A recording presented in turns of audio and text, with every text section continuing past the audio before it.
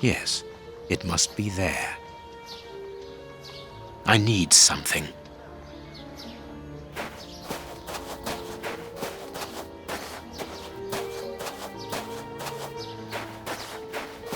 This shovel belongs to the cemetery workers. You frighten me, Holmes.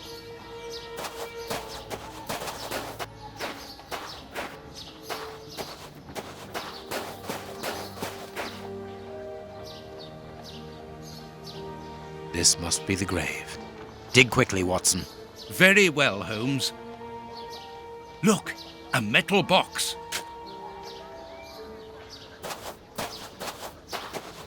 The lock on this box is rather sophisticated. This box comes from a bank. The criminals must have held on to it after a hold-up.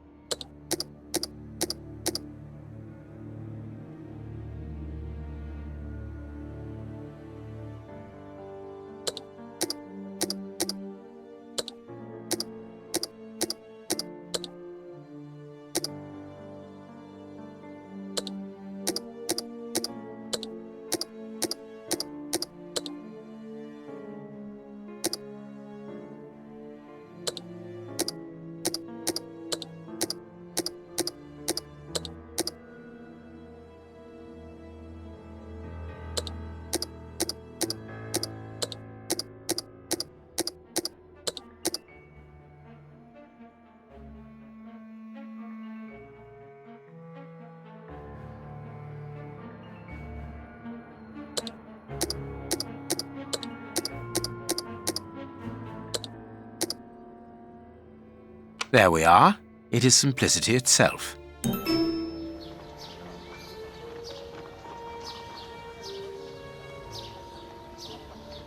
This key must be important to be hidden here.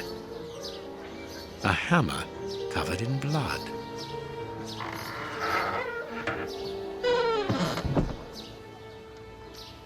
Holmes, there is someone in that hut.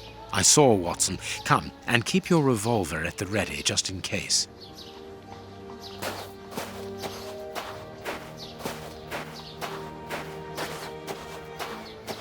Open up. We're not the police. Do not be alarmed. That's a strange way of reassuring someone.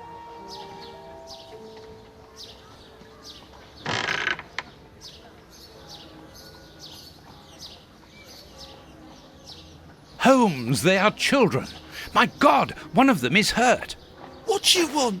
Don't come any closer. Are you the police? Don't be afraid. I am a doctor. I'm going to look at your friend's wound. Wait, Watson. I've got some questions to ask these children. This is urgent, Holmes. In this filthy place, the risk of infection is very high, and the wound could get worse with every second lost. The immediate danger for these children is not so much the wound as Mr. Fletcher. Who? Look at the wound, Watson.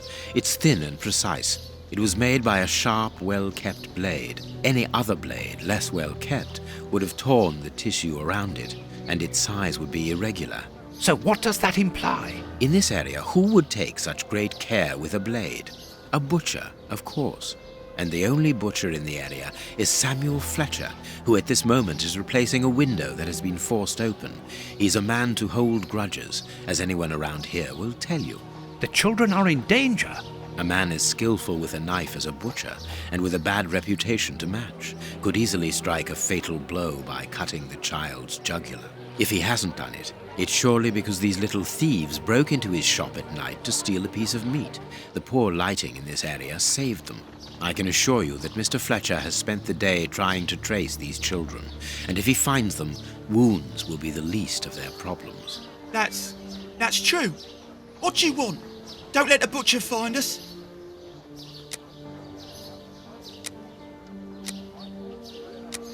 I could give Mr. Fletcher a compensation for the damage to his property, and he would certainly give up trying to find you then. But for that, you'll have to cooperate. Or else? Or else he'll likely find a less agreeable way of repairing the damage. Wait, mister. I know everyone here. I'll help you. Only protect us from the butcher. I am looking for Kurtz. Tell me where I can find him, and I'll smooth things over with Mr. Fletcher. Everyone here knows Kurtz. He's the worst person in the area.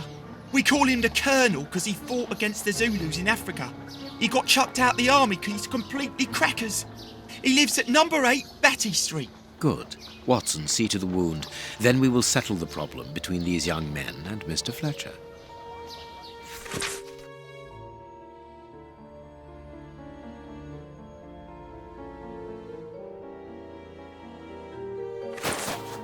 We must protect these children from that butcher, Holmes. It won't be necessary. I've had dealings with Samuel Fletcher before now. He's not the monster I've made him out to be. If he had wanted to kill them, he would have done so, even in dim light. By wounding the little thief, he wanted to warn him never to set foot in his shop again. Forget Mr. Fletcher, Watson. You mean you lied to frighten those poor children? Exactly. Clever, wasn't it?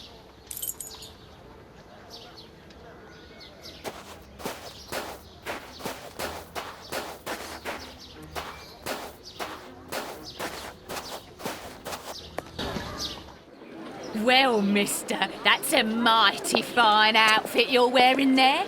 You stand out like a sore thumb, and that's no lie. Watch that you don't get it all dirtied up, but you'd be welcome to come back to my place. It's not far, and I'd sponge it down for you. Don't go back to Jenny's place. You'll get malaria. Thank you, madam. I'm certain that you would make a very good job of it. That will not be necessary, however.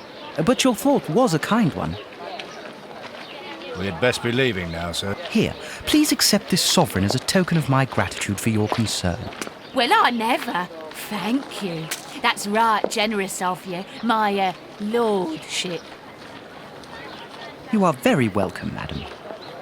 Madam, he calls me. Bless my garters. What a gent. If you're ready now, sir. Yes, let us go. What a remarkable man, the Prince Woodville, to talk to such a woman as though she was an equal. Let's find Batty Street.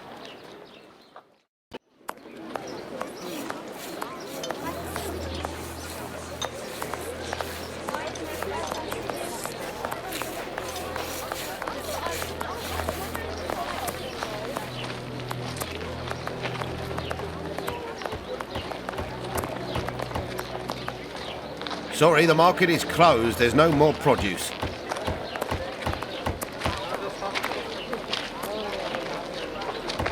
It's the last bread shop open in the area.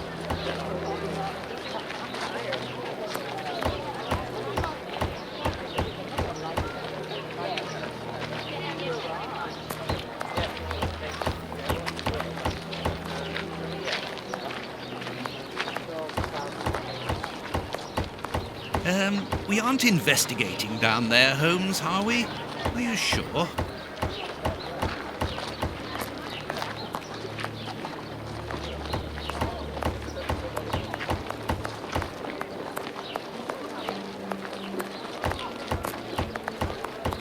Batty Street. Leave me alone.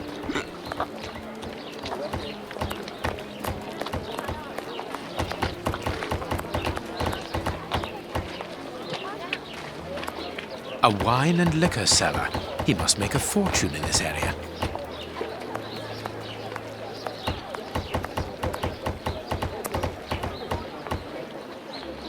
Closed.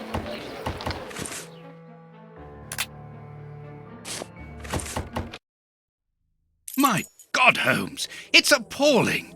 And the smell. But what can have happened here? Stay calm, Watson. Take note of every detail and be careful not to move anything. Very well, Holmes.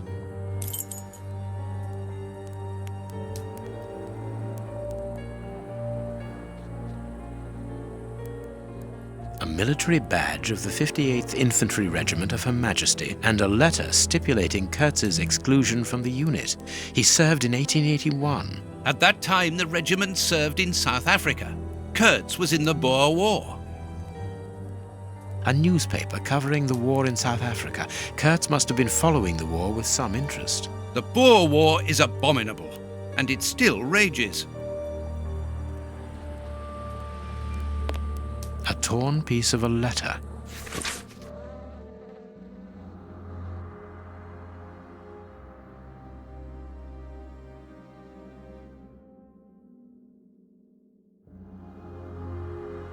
It seems to be a letter of dismissal.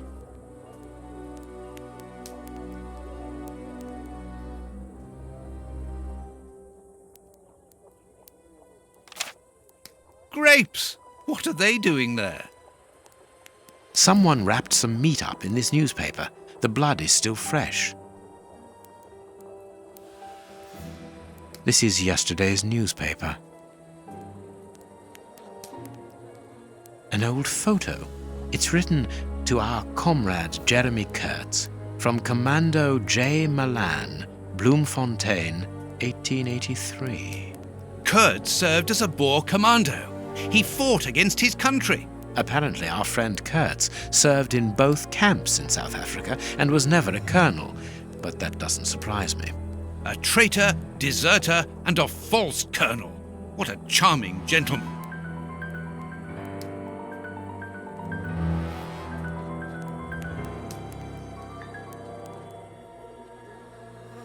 This part is in shreds. The skin tissue has decomposed, yet the death is recent. What a horrible wound. The skin was deeply torn. Let us look at our deduction board, Watson.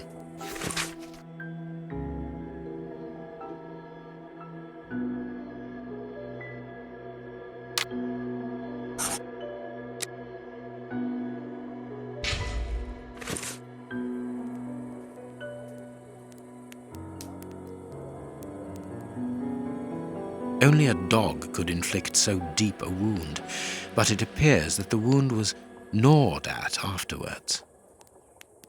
It is a dog bite. I can see the tooth marks. This part is in shreds. The skin tissue has decomposed, yet the death is recent. What terrible wounds! The dogs must have been rabid.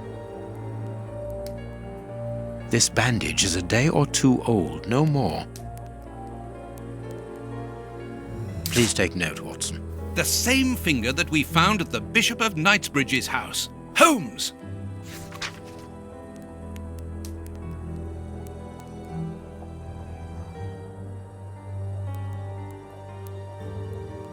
What a horrible wound. Size 9. Hobnail boots like those worn by labourers.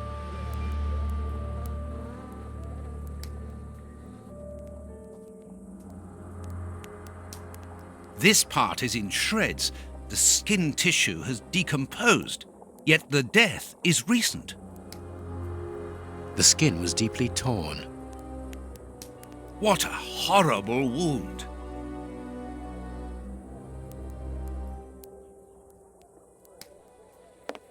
The material on this tray is rather odd. A small burner. Small burnt balls. A pipe with a strange smell. There can be no doubt. Judging by the material on the tray and the pipe, the man smoked opium. Opium? I doubt if this man could have made his drug here. He would have needed a real laboratory.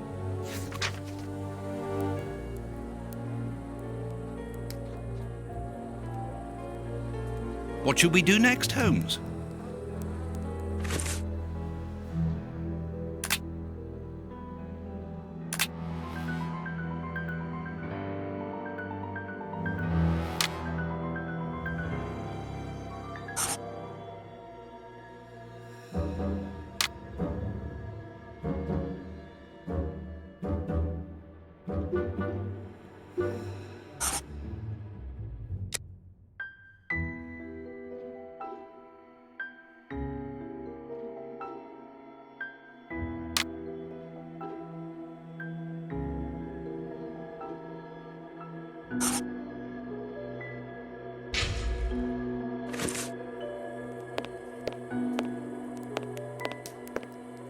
The dog's bowl is empty. Someone brought food for the dogs, probably just before the fight broke out. And just after they had been fed, they attacked a man to eat him. Incredible.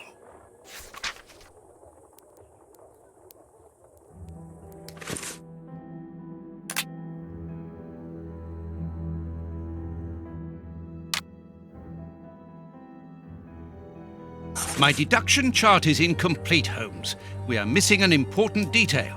Let's return to the clinic and ask if our friend might lend us his morgue for 2 hours. What are you going to do? I'm torn between a nap and a picnic. Oh, I've had enough, Holmes. The next step of our investigation, Watson, leads us inevitably to a post-mortem. As you're well aware, in the instance where a body's vital organs no longer function, every minute is vital. Be quick now and procure the room while I arrange the transport. Very well. I will see you later.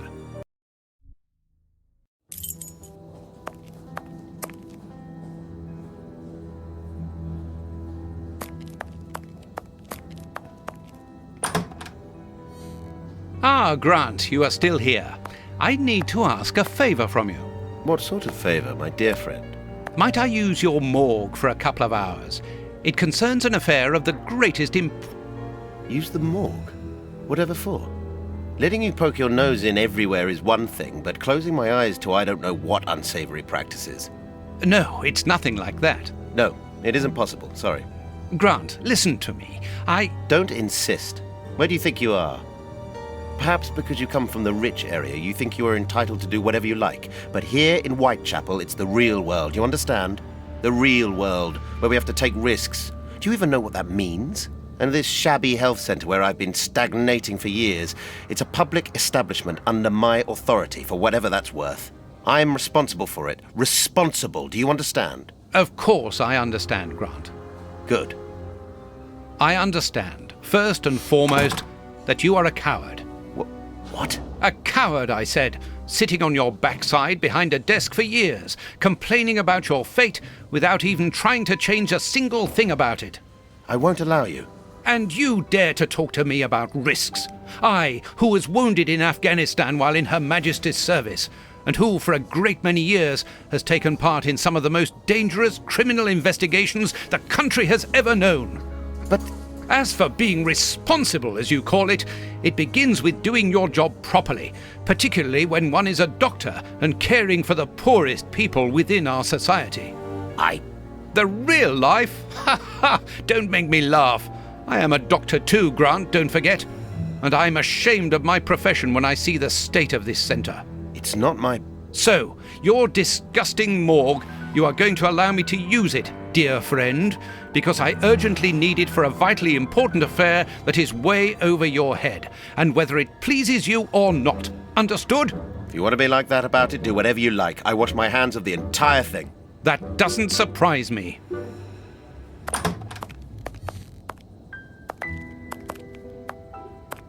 This is a dismal place. Have you ever carried out a post-mortem, Holmes? It requires a great deal of precision. Don't worry, I learn quickly. Hand me a bone saw.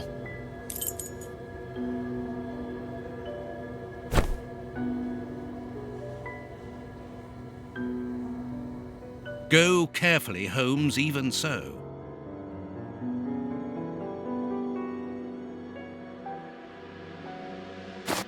I must clean the body first. I must mark the places to cut.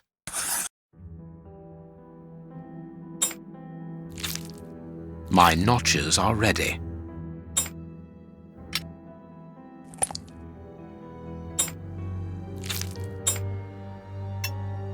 A ball of paper swallowed recently.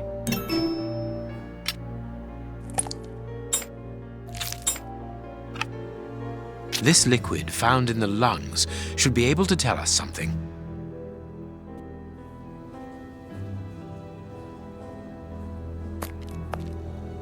Chemistry material. And smells as bad as the one in our sitting room at Baker Street.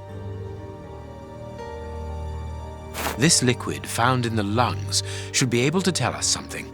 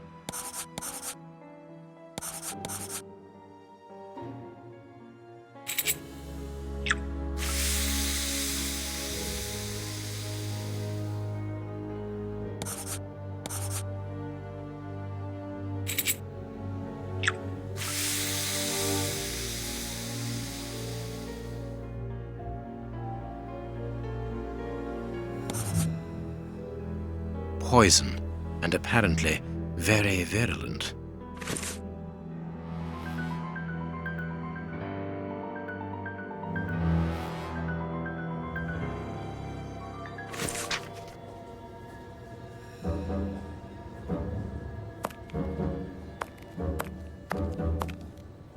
We must finish our deduction board, Holmes.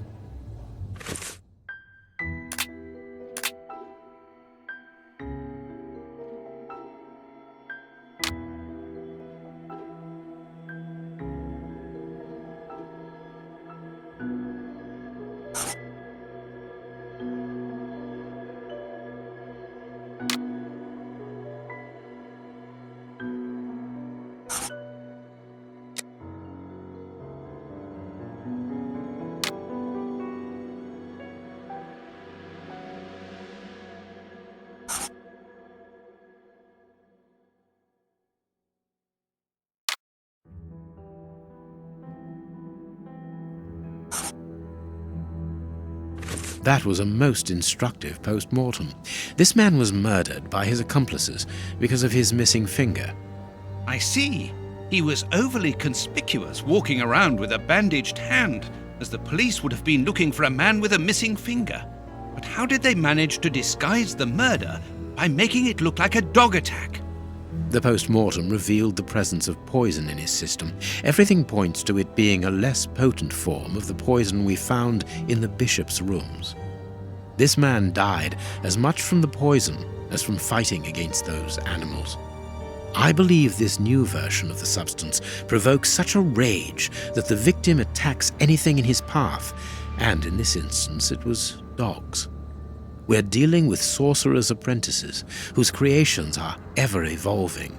They are attempting to obtain a particular effect, and they try out their formulae on human guinea pigs. You're saying that his accomplices forced him to drink it? No, he took it himself, voluntarily. The poison wasn't to be found in his blood, but in his lungs. I also discovered numerous traces of opium. I'm beginning to see. They mixed this horrible poison with his opium, knowing that he would soon smoke it to ease the pain caused by his wound. Exactly. And such a profound knowledge of both chemistry and toxicology is uncommon. Very well. We know the reason and the manner, but we're really not any further ahead. How will we find the two other men who murdered the bishop? By going to 13 Burner Street. It is in this area. But where did you get that address, Holmes? From his stomach. I see he wanted to get rid of the address. No, he wanted revenge. I don't follow you. When the man with the missing finger began to feel the effects of the poison, he knew that he was going to die, and he knew that there would be a post-mortem. Shall we go?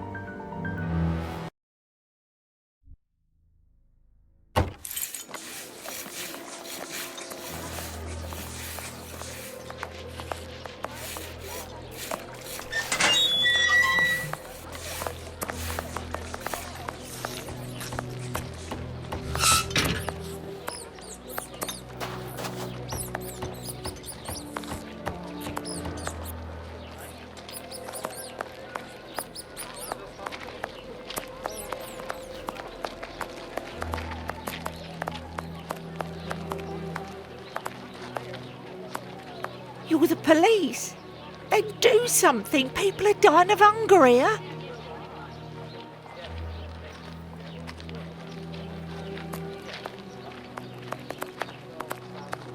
Berners Street.